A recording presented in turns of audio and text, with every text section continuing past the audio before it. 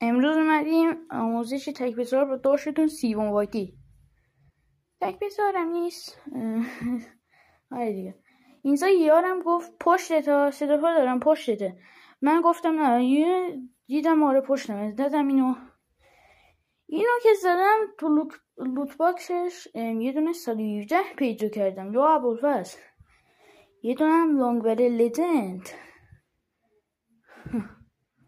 اینجا هم بیارم گفتم بیا کنار زوم بریم که اون طرف انیمی هست نمیریم. اگه بچه صدا هم نویز داره ببخشید، میکروفون میگیریم، اشکال نداره، بزرگی خودتون ببخشید.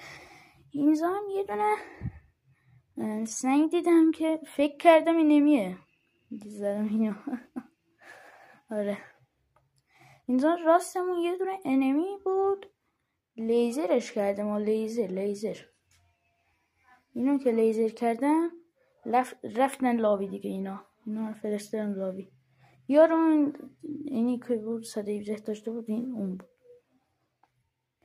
اینجا رفتم دوتایی نمی بود، میدیک زده بودن دفندر یا ابوالفضل. اینو که لیزر کردم یارش رفته بود توی زون. من گفتم آجی کجا میری؟